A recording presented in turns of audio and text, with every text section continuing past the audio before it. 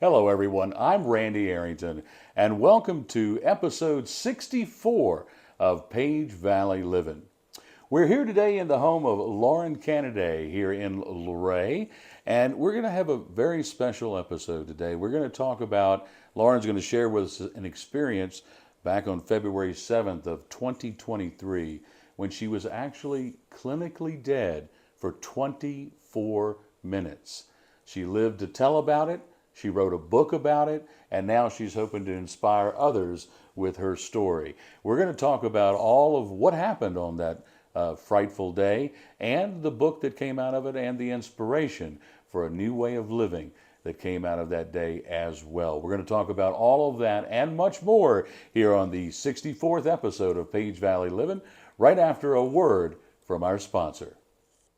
At Luray Caverns, the Smithsonian Institution said, quote, "It is safe to say there is probably no other cave in the world more completely and profusely decorated than that of Luray. Come see Mother Nature showing off, only at Luray Caverns. Visit them online at luraycaverns.com to plan your trip today." Welcome back, everyone, to this 64th episode of Valley Livin'. As I said earlier, we're in the Luray home of Lauren Canaday, and we're going to talk about a very unique experience that she's had going back on February 7th, 2023. And it inspired this book called Independence Avenue: How Individualism Killed Me and Community Brought Me Back. We're going to talk specifically about this book in the second segment of our show today, and how you can get it on Amazon and maybe through other things, and we'll tell you all about her website and other things. But we want to go back. I want to start off, first of all, I want to thank you, Lauren, for being with us today. We appreciate that very much. I appreciate you sharing your story. Yeah, I hope it can help. The first thing I want to do is I'm going to read a line here from your book, and then we're going to go right in to the moment that inspired all of this. This line is, "Independence Avenue is the 4-mile east-west street in Washington, D.C. that connects the Lincoln Memorial to the Anacostia River. It's a dominant symbol of my first life, the life that ended abruptly this past February." So let's go to that moment. You're actually in this very house that we're sitting in now, right here in Luray, just a block off Main Street. And you're upstairs working, and all of a sudden, what happens? Well, the next thing I knew, I woke up in the ICU 9 days later. But what I'm told happened was that my husband heard me fall. So I experienced sudden cardiac arrest, which is where your heart just stops without warning.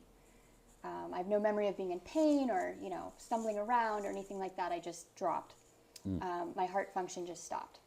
And luckily, he heard me fall. He came in, called 911, and while he was on the phone with the operator, started chest compressions.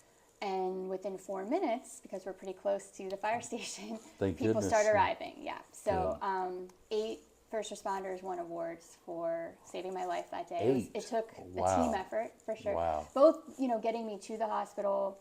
Well, first getting me through those 24 minutes and getting a heartbeat back, and then getting me to a hospital. Because I think you told me they didn't even move you until they could get your heartbeat back. Right. And that took 24 minutes? Yeah, according to the report that I've seen, yeah. And your husband's doing compressions. Until the first. For a few minutes, and then they're probably, another 20 minutes that they're trying to get you It took back. quite a while. And there, it says in the report, each time they shocked, and it's like a minute by minute or second, a few seconds at a time. Do you know how many times they tried to shock you?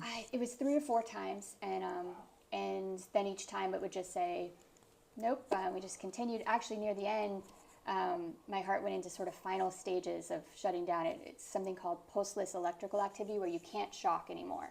It's just beyond the rhythm. So they were almost at their last attempt. Yeah, based on reading it, you kind of get that impression. It was definitely a long time to be without my heart circulating blood to my brain, first and foremost. It's the biggest customer of the heart. Yes. You need a lot of oxygenated blood up there to keep functioning. So luckily, because I had CPR the entire time, first for my husband, And then Wow. from the first responders, I didn't lose cognitive function. I still can't get over 24 minutes. That is such a long period. So they got your heart going again. You were rushed to PMH and eventually taken, I Flown believe, to Winchester. by air to Winchester. And you were in ICU for how long? 9 days. 9 Yeah. days. And what did you, once you came back to and all, what did you learn about? Did they know why this happened? I mean, you said it happened all of a sudden with no warning. Yes. So I had been sick. So it's probably viral in nature. I had been sick with COVID 6 weeks prior, had all the normal symptoms, and then it kind of resolved, but I was really dizzy, so I knew something was wrong. I actually went to 2 doctors in that 6 weeks.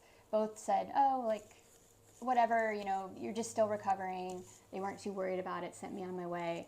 But the day of, I was still struggling with the dizziness and those after effects. When I got to the ICU and they start doing all these tests, they find out I still have COVID, which I didn't know I was still testing positive at that time. And they also saw signs of acute myocarditis, which is swelling of the heart muscle. Okay. And that is a known complication of COVID, so it was ruled to be a viral infection that caused this. I had no previous heart condition other than a murmur that a lot of people have, so there's no really suspicious element in that way, but we're still doing testing now. Now, when we were talking before we started recording, you told me an interesting stat here, but before we get to that stat, you told me that there's a difference between a cardiac arrest and a heart attack, and I don't think I knew that. Can you explain that to me? Yeah, I'm laughing because it's kind of become my shtick, but it's my goal in life now to make sure people know the difference. And that's really because they have different impacts on a person. They have different treatments. So when you see those automated defibrillators like on the wall in a community rec center or someplace, and that's what they used on me, those paddles to try to shock me back. That's for sudden cardiac arrest. It's an electrical issue. So it can sometimes be fixed if you have the right type of erratic rhythm at that point. They can sometimes fix it with the shock. CPR is needed because when your heart stops, which is sudden cardiac arrest, it just stops, you need that oxygenated blood getting to your brain. So you're basically pretending to be someone's heart by giving them chest compressions. Right.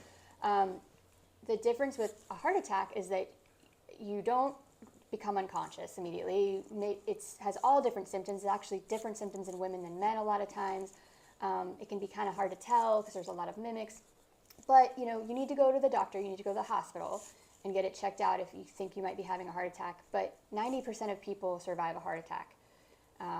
And only about 6 to 10% of people, depending on the location in the U.S., survive sudden cardiac arrest at home. Yeah, I remember that was a devastating piece of statistic you gave me that, like you said, 90% will survive a heart attack, 90, almost 5% don't survive a sudden cardiac arrest. Yeah, and a heart attack is it's a plumbing issue, so it's just a very different thing. Sometimes they can cause, and I think maybe this is where some of the confusion comes in, sometimes a heart attack can lead to cardiac arrest, but there's a lot of different types of cardiac arrest and different causes. And so it's just important for people to know, because if you see someone who's not breathing, who's turning blue, you check their pulse, they have no pulse, they're not responsive, that's cardiac arrest. That means they are dead unless you do something. Wow. And their brain And that's function no will start pulse and unconscious. Yeah.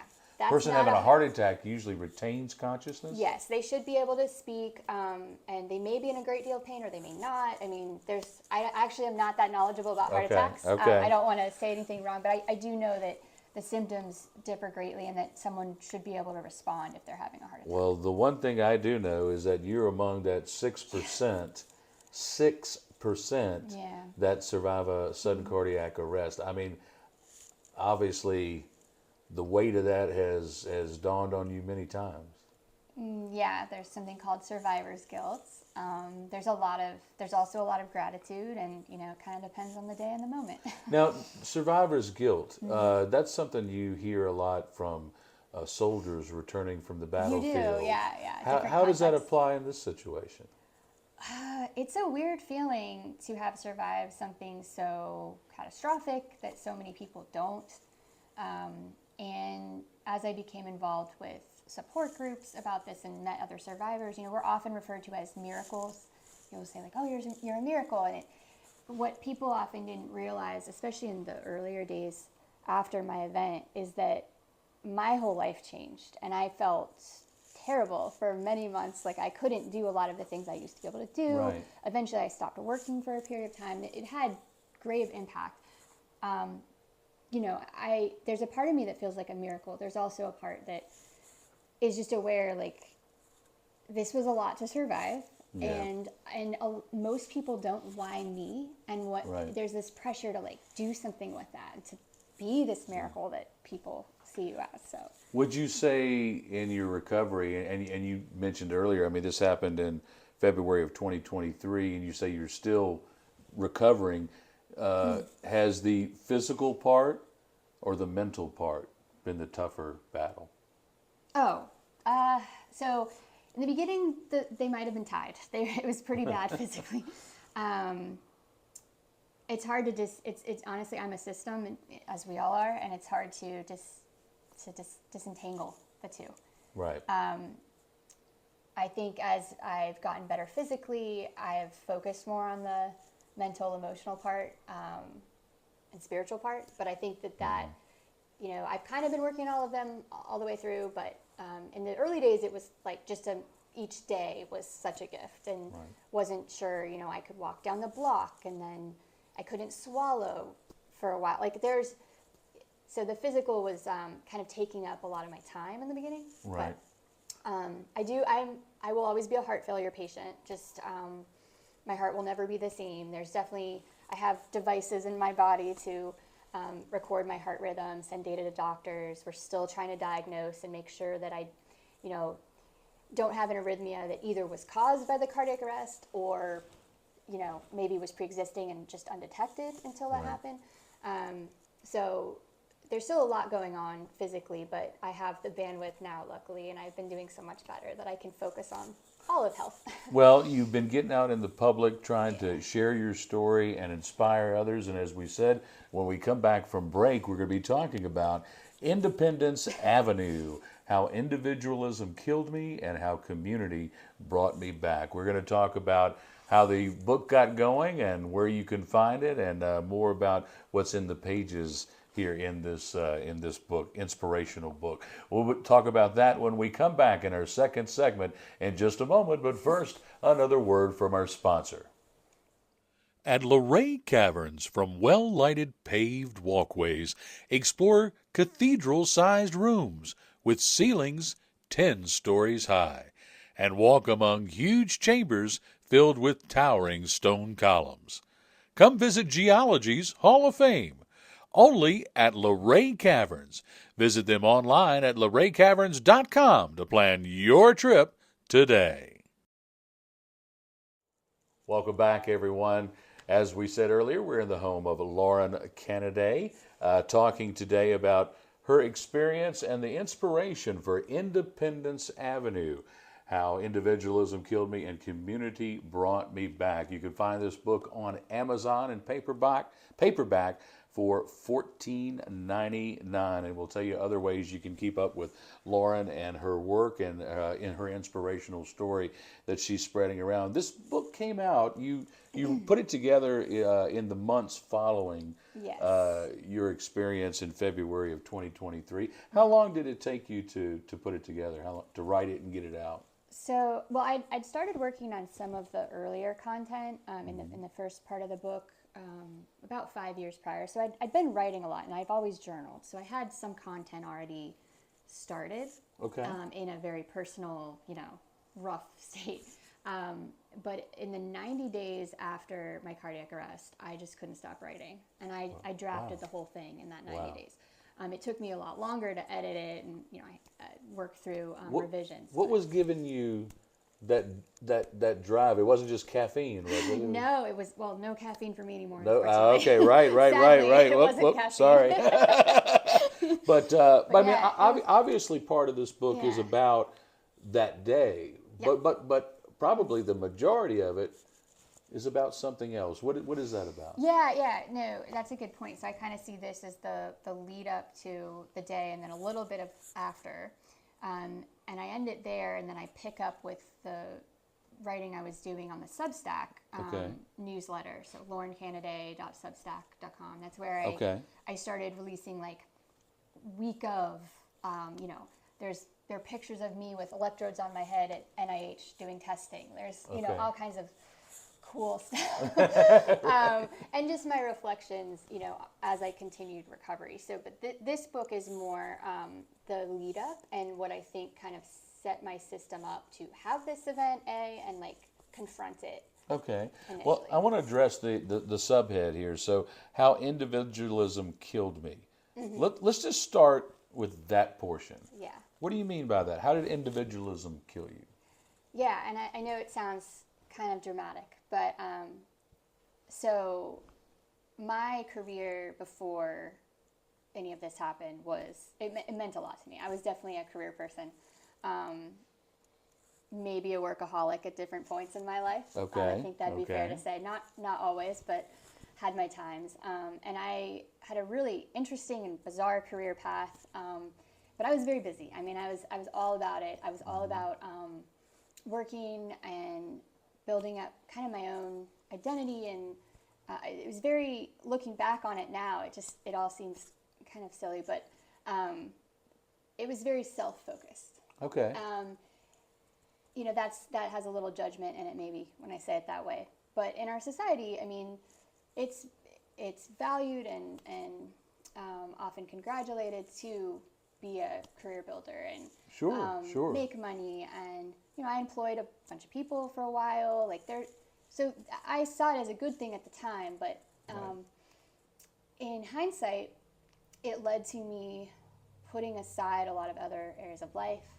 Mm-hmm. I didn't have a lot of hobbies outside of work for some of those years. So through my especially early 30s, I was 38 when I had the cardiac arrest. Okay. But through my 20s and into my 30s, I was kind of one-track mind, and sort of typical, I guess, of our culture. Community brought you back. So let's talk about that part of it. Well, first of all, literally, it was members of our community who showed up, and EMTs and volunteer rescue workers that were involved in saving my life, and even getting me to a hospital where then nurses and doctors and countless individuals could continue saving my life. Right. It's a huge feat that they even did that. So first of all, just being saved by strangers like that, it's a very vulnerable, amazing thing. Mm-hmm. And so I do feel like my second life, and this is really the defining thing, it really feels like this was given to me by my community. Right. And it feels like the point of that has to involve giving back to that community. And, so I think ever since I kind of came to and understood what had happened, it's been this journey of trying to figure out what that means. And so is your I know you go out and you talk about your what happened to you, and you try to inspire others. Are you trying to inspire them to be involved in the community and get out of their shell and get out there and interact in a day when we're mostly interacting with screens? Right. It's a few things. So one, I want them to learn CPR. Okay, that's a big one. Learn CPR. Because I'm here talking to you guys because I was saved by someone who happened to know CPR, and clearly it makes a difference. So I would say so. Yes. Yeah. So that's number one, and then number two, it's important to understand what a sudden cardiac arrest is, because it actually is one of the leading causes of death. And so fact that people often don't even know. I was not, when people told me in the hospital you had a sudden cardiac arrest, I didn't know what they were saying. Wow. I didn't know what that was. Yeah.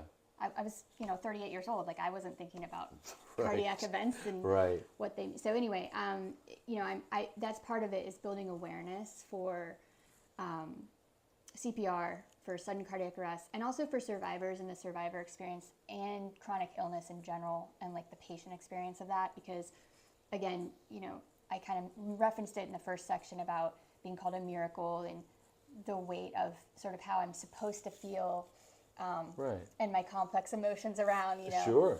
So I want to make it okay to express like the full range of emotions that survivors of any kind of event like this or any chronic illness might feel as they recover emotionally. Sure. Yeah. I was reading a couple of notes online about your book, and one of the things they had listed here was that the book gives a perspective for understanding the role that American individualism plays into chronic stress. Talk about that a little bit. Yeah. So, I mean, you've probably heard of the loneliness epidemic. Oh, yes. Yeah. And yeah, it's real. And for a while after the cardiac arrest, so I'm currently getting involved with mental health. I'm in a clinical mental health counseling program at WVU. I'm working towards licensure.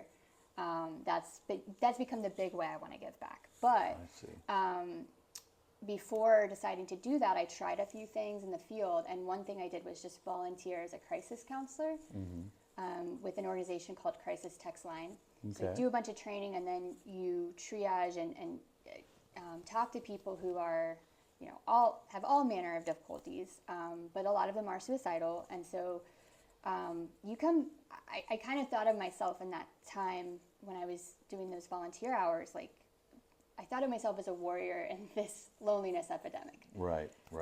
Because most of the time, the biggest issue the person had, it wasn't even the life circumstance that they were upset about as much as that they couldn't tell anyone in their immediate life about it. That's why they had to reach out.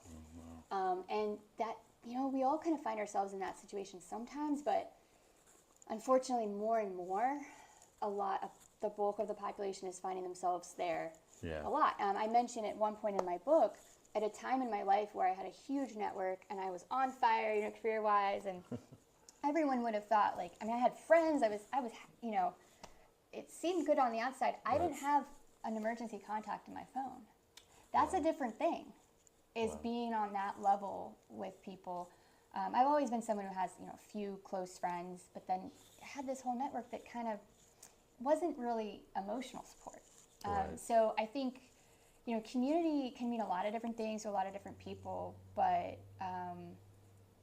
it's important to figure out what it needs to mean for you so that you have the support and your health can be the best it can be. Because I definitely feel like as a major part of my recovery since the cardiac arrest hasn't been about my heart, hasn't been about, even mental health and PTSD. It's been about making sure that I have the sort of community that can support me through this and any other thing like this that could happen. Because I just wasn't aware that I had so little control over my own life and outcomes until this happened. But I was just sitting at work one day and I fell over, and the next thing I knew, everything was different. And, I've had to change a lot of things about my life since then. And it's just really important to have that community component be. Yeah. We are pack animals, aren't we? We are pack animals, and we're not meant to be isolated. But, I'm going to swing back around to the technology thing again. You don't have quite as many gray hairs.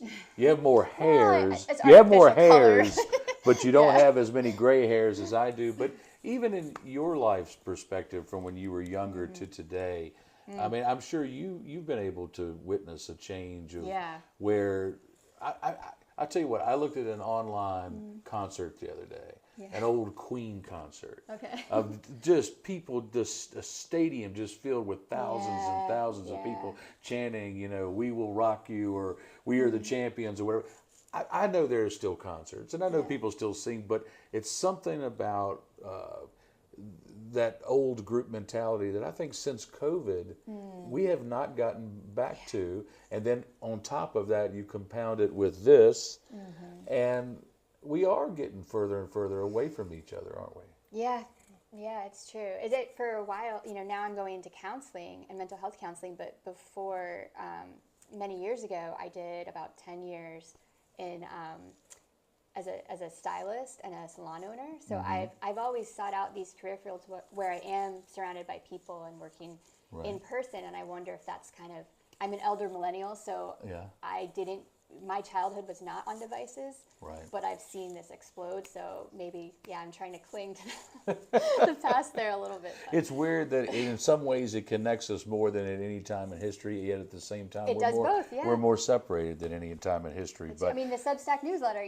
that's partly because we live today, and I had that ability. It's free to me, and I can make it free to other people to just connect with my community. But, you know, I have followers all over the world, but it's like, yeah, on the other hand, then I'm on the computer doing that instead of gardening and, you know, walking down the greenway with my neighbors. So. Well, I think you've got a great message here. It's a great story of survival, of perseverance, of recovery, of community. And folks, you can get a copy of Independence Avenue on Amazon, paperback copy, $14.99. We also want to remind you, too, you can go to Lauren Canaday, that's Lauren, Lauren, Canaday, Canaday, .substack.com. And that's her website. What can they find on that website? Yeah, if you go to the website, it just kind of looks like a blog, and there's articles throughout the last couple of years. I don't post that often right now, about once a month, but I used to do it weekly. So there's a lot of content already that you can see from the archives. If you sign up and put your email in, though, you will get notified of any future speaking events. So things like the Women's Resource Center event earlier this month, there's actually a recording on there already from that presentation. And upcoming, I've got a podcast that's about to launch, or I'm a guest on a podcast, so I will be posting that when it's available. So yeah, I make sure that everyone stays up to date. Wonderful, wonderful. Lauren Canaday, .substack.com, Independence Avenue. Check it out, folks. It is a great read.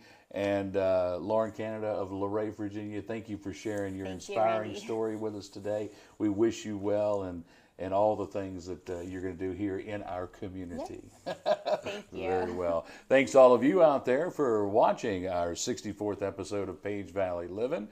We want to thank Eleanor Arrington for all of her work behind the camera and in the editing room this week. And as always, want to remind you to hit that like button, subscribe to our YouTube channel at Page Valley News, and share this video with a friend as well. And as we always close out, make sure you go down to the Page County Animal Shelter and help one of our furry friends find a forever home. Until next week, I'm Randy Arrington saying, enjoy that Page Valley living.